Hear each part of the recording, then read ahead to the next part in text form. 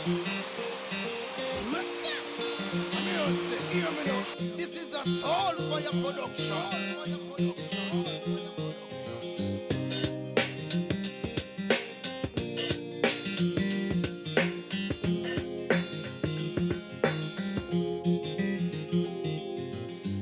Halla, Mathias her igjen. Sommeren fløy forbi, som vanlig, og nå er det snart vinter. Det har vært godt å være i jobb igjen, men jeg har også savnet å lage YouTube-videoer også. Jeg har ikke hatt helt overskudd til det ved siden av trening, kundeservice, rydding av vekter og vasking. Men nå har jeg lyst til å prøve å poste litt oftere igjen, og starte å drive med litt flere andre typer aktivisme også. Så tusen takk til alle som fortsatt er her på kanalen, og hjertelig velkommen til alle nye. I denne filmen så har jeg lyst til å snakke om noen vanlige ting som kan dukke opp når man snakker med folk om veganisme. Men aller først så har jeg lyst til å bare fortelle litt om ting som har skjedd siden sist. En liten oppdatering. Mye jobb som sagt, men jeg har også fått tid til 3 små ferier i sommer. Først var jeg på hyttetur med familien. Foreldrene mine, bikkja deres, brødrene mine og døtrene deres. Farsida av familien min har ei hytte langt inne i skauen i Trysil, uten strøm og dekning. Og jeg pleide å fiske en del i oppveksten. Så der ble det litt skogsturer og fjellturer. Og så dro vi derfra til morsida mi sin hytte på Finnskogen, rett ved svenskegrensa. Der er det strøm og bademuligheter i Røgden, så det var den første lille ferien min. Senere på sommeren så dro jeg til Nord-Norge for første gang, sammen med 6 bangladeshere. Vi tok fly til Bodø og ferje derfra til Lofoten. Der var det mye fint å se, men særlig 2 steder gjorde inntrykk. Reinebringen var en veldig fin fjelltur. Slitsom og litt skummelt på den smale toppen, men veldig fin utsikt. Og så var det veldig fint i Kvalvika. Den 3. turen i starten av september var en kjøretur til Danmark med farsida av familien for å begrave aska til farfar der. Så det var en trist grunn, men det var en fin tur for det. Veldig fint å se en fyn i Danmark. Jeg delte hytte med en bror og søstera mi ved stranda, og vi hadde den sjukeste stjernehimmelen jeg har sett på mange år, som kameraene våre så klart ikke fikk fanget opp. Så jeg har ikke bare jobbet, men jeg har fått kose meg litt også. Og så har jeg fått flyttet inn i en litt større leilighet sammen med kjæresten min. Og jeg ville ha med disse turene i samme video som det jeg skal snakke om nå, fordi vi fikk også sett en god del dyr og småkryp. Spesielt på hytteturene, men også litt på de andre. Og særlig på hytta i Trysil, som ligger i relativt uberørt natur, så kryr det av maur og mygg og alt mulig rart. Og når man snakker med folk om veganisme, så hender det av og til at noen spør, ja, men hvor går grensa? Er det ikke liksom hyklerisk å kalle seg veganer når man ikke kan klare å unngå å tråkke på insekter av og til, eller fordi det også drepes dyr når man høster avlinger av matplanter? Er alt dyreliv like mye verdt? Hva med dyr som kanskje ikke føler like mye smerte? Kan du ikke spise de? Hvordan vet du at planter ikke kan føle smerte? Tenk om de kan det? Og så videre. På den ene siden så er dette i og for seg interessante spørsmål som jeg ikke har noe imot å diskutere. Snakket blant annet litt om det med broren min i bilen på veien fra hytta, fordi han var nysgjerrig på det, og det var bare hyggelig det. Men så er det også en del folk som tar opp disse tingene av andre grunner enn at de synes det er interessant. Og det plagsomme er når disse spørsmålene liksom blir brukt som bevis for at veganisme er feil eller ekstremt, eller at de blir brukt som rettferdiggjørelser for å drepe andre dyr som de vet helt sikkert at har en sansende opplevelse av verden, når vi ikke lenger trenger å utnytte og drepe dem. Selv om det for eksempel ikke enda er bevist at blåskjell kan føle smerte, så er ikke det en god rettferdiggjørelse for å betale for vold mot kuer, griser, fisker, kyllinger og kalkuner. Jeg kan godt snakke om bløtdyr, men det er mange som i stedet tar opp disse tingene fordi de liksom prøver å finne smutthull i veganismen, eller at de prøver å komme opp med så mange ulike scenarioer og liksom grensetilfeller de klarer for å liksom rettferdiggjøre sin egen vold mot dyr. Ja, men hva hvis du havnet på en øde øy? Hva hvis du levde for 100 år siden? Er det ikke bare naturlig? Og så videre. Veganisme er at man gjør det man kan, så langt det er praktisk mulig, for å unngå unødvendig utnytting av og vold mot dyr. Det betyr ikke at du kan klare å unngå all lidelse, utnytting og vold. Bare ved å være i livet så kommer vi til å forårsake noe lidelse, men det er viktig å se forskjell på hva som er og ikke er innenfor vår makt. Ting som skjer med uheld, og hva du gjør som bevisste valg, er ikke det samme, og det at du ikke kan klare å unngå all lidelse, er ikke en etisk rettferdiggjørelse for å aktivt gå inn for å skape enda mer lidelse. Hvis vi ikke får leve og utfolde oss, så lider jo vi også. Så er du i en overlevelsessituasjon. Hvis du lever et sted i verden uten andre alternativer, ja, da kan du fortsatt spise dyr og animalske produkter, og samtidig være veganer. Så lenge du ikke overspiser, men fortsatt prøver å forårsake så lite lidelse som mulig. Og i vår del av verden så er det ingen som er i en sånn overlevelsessituasjon. Vi har ubegrenset tilgang på alt vi trenger av kalorier og næringsstoffer fra planter eller tilskudd. Jeg bor ikke på ei øde øy. Jeg lever her og nå i et samfunn og i en tid hvor vi har bedre teknologi og bedre muligheter. Naturen kan være vakker, men den er også voldelig. Naturen ville drepe meg med hjernehinnebetennelse som ettåring, men heldigvis så bruker vi ikke naturen eller hva andre dyrearter gjør som vårt moralske kompass for hva som er rett og galt. Nå bor vi i en sammenknyttet verden med mye bedre teknologi og mye bedre muligheter til å klare oss enn det forfedrene våre hadde. Jeg dreper fortsatt mygg. Det ser jeg på som en form for selvforsvar, siden jeg vet jo ikke hva de stakk sist, så de kan jo føre med seg sykdommer. Og når vi kjenner at det kravler på oss, så har vi jo ofte en forsvarsrefleks, og noen ganger klasker jeg til før jeg rekker å tenke over det. Og noe av det første jeg måtte gjøre som veganer, det var faktisk å massakrere masse dronemaur, som plutselig var overalt i leiligheten min. Igjen, da var det ikke praktisk mulig for meg å få sove eller å oppbevare mat i en leilighet full av insekter. Det samme gjelder for så vidt også bananfluer hvis det blir alt for mange av de. Men så langt det lar seg gjøre, så lar jeg insekter leve også. There's a fly in my hand. There's a fly in your hand? Yeah, no, kind of orangey. Now it's walking. Hey, gone. It flew away. Yeah. Som barn så var jeg ganske sadist mot insekter, så nå føler jeg kanskje litt at jeg må gjøre opp for meg der jeg kan.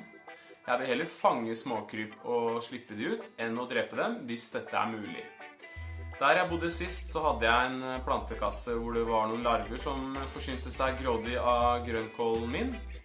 Jeg skviste dem ikke, men jeg palma dem i graset langt vekk og spraya grønnkålen med såpevann, som var et tips jeg fant på nettet.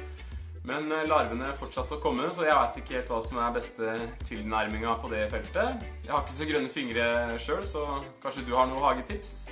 Liten digresjon der, men poenget mitt er bare at i stedet for å spørre deg selv om du kan drepe det eller det dyret, så bør du spørre deg selv om du må drepe det eller det dyret. Hvis du følte deg litt truffet, så håper jeg at dette var litt oppklarende. Så nå kan jeg gå videre i denne interessante diskusjonen. Det som gjør at forskjellige dyr kan føle, sanse og ha en opplevelse av verden, er at de har nervesystemer. Og i hvor stor grad de kan gjøre disse tingene, det varierer jo fra art til art. Så nei, alt liv er ikke verdt like mye, og veganere vil heller ikke gi kyllinger førerkort og stemmerett. De vil bare gi dem helt grunnleggende fundamentale rettigheter som beskytter dem fra utnyttelse og vold, så langt dette lar seg gjøre. Vi er forskjellige, men vi har nok til felles som gjør at de fortjener empati. Så hvorfor er det greit å spise planter, og hvordan vet vi at planter ikke føler smerte? Vel, før teknologien kommer med andre løsninger, så er det fortsatt sånn at liv må spise liv. Så da er det bedre å spise livsformer som ikke er sansende og følende, da dette fører til mindre lidelse. For det første så har ikke planter nervesystemer og smertereseptorer, de tingene som gjør at dyr kan føle smerte, så det har vi ikke noe grunn til å tro at de kan. Og planter har heller ikke en evolusjonær grunn til å kunne føle smerte når de ikke kan røre på seg. Smerte er faktisk en fordel.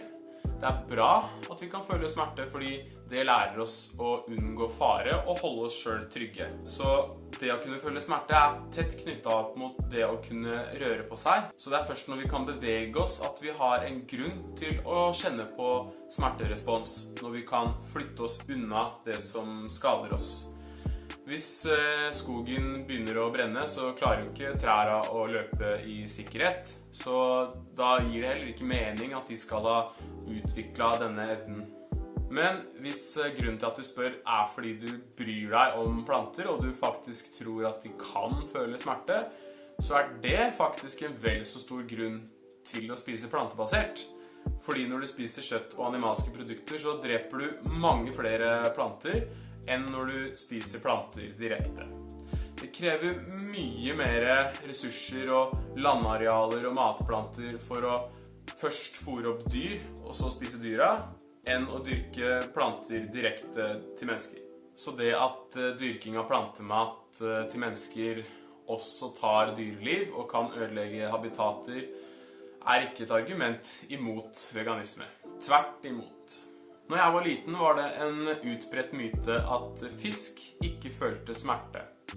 Nå vet vi at fisk føler like mye smerte som pattedyr, og det gir det også mening at de kan, når vi ser hvor raskt og smidig de beveger seg i vannet. Nå er det muslinger vi ikke har bevis for at kan føle smerte, altså blåskjell, kamskjell, østers og så videre, pluss noen andre typer bløtdyr. Og hvorfor det? Fordi nervene deres ikke er koblet sammen i nervesystemer, så de har ikke noe senter inni seg som bearbeider inntrykkene fra disse nervegangliene. Mennesker har også nerveganglier som ikke er koblet til nervesystemet vårt med nervetråder, og dette er fordi sånn at hjernen skal slippe å gjøre all jobben alene, og det er dette som gir oss reflekser blant annet. Og så finnes det mange mellomting i dyreriket. Snegler har for eksempel bare 2 hjerneceller, men jeg har hørt en plass.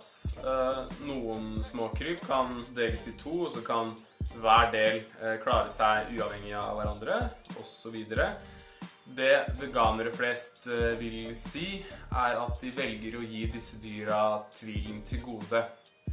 Selv om vi ikke kan bevise at alle dyr kan føle smerte, så vil vi la være å spise dem eller å utnytte dem for perleproduksjon, i tilfelle de allikevel kan føle. De er jo fortsatt dyr, og i motsetning til planter så har disse dyra en evolusjonær grunn til å føle smerte, siden de kan bevege på seg. Når muslinger lukker skjellet sitt, så er det en taktikk for å rømme fra fare og holde seg trygge. De kan faktisk også svømme, grave seg ned i sanda og til og med bevege seg litt ut av skjellet for å sjekke omgivelsene sine. Så om det ikke er noen inni der, så er det i hvert fall et eller annet der som registrerer og reagerer på berøring. Et grensetilfelle jeg kan komme på i planteriket er kjøttetende planter, som har sånne feller som lukker seg rundt insekter. Dette er jo ikke planter vi spiser eller bruker til andre ting, så dette er jo bare en hypotetisk diskusjon. Men det er jo greit at vi tar den diskusjonen, sånn at vi er moralsk konsekvente. Hvis mennesker hadde masseprodusert disse plantene og utnyttet dem, så hadde det kanskje vært et grensetilfelle for veganere, hvis vi skal være konsekvente med hvorfor vi gir muslinger empati. Selv om planter ikke har nerver, så er det et eller annet der som registrerer en berøring som utløser fella. Men det at en plante lukker fella si er fortsatt ikke det samme som at en musling lukker et skjell, fordi Muslingen gjør det som en forsvarsmekanisme for å rømme i sikkerhet. En kjøttetende plante har heller ikke en evolusjonær grunn til å føle på smerte når de ikke kan rømme i sikkerhet. Og så hadde jo også masseproduksjon av sånne planter ført til enda mer lidelse blant insekter, som vi vet at kan føle. Men uansett, hvis du vil fortsette å spise muslinger, men ellers ha et helt plantebasert kosthold, så er det mye bedre enn om du også velger å spise andre dyr. Men så finnes det også et par flere grunner til å ikke spise disse dyra. Blant annet så fanges de ofte med båndtråling, altså svære nett som river med seg hele havbunnen. Så da sponser man jo fortsatt vold mot resten av livet i havet.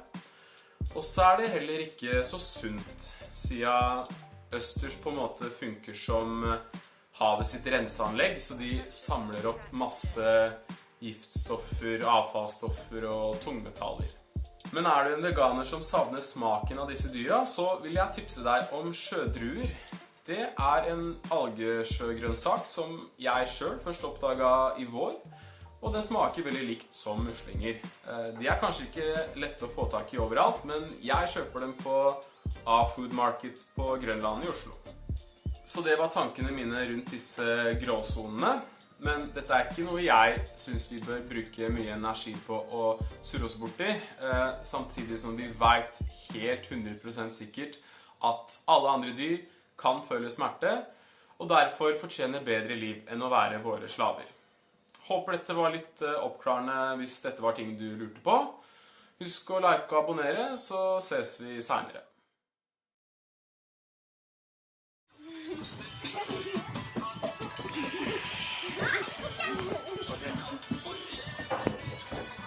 Vi får være natt på rasen her. Nei, man kan kanskje gå tatt hardt da, Jørgen.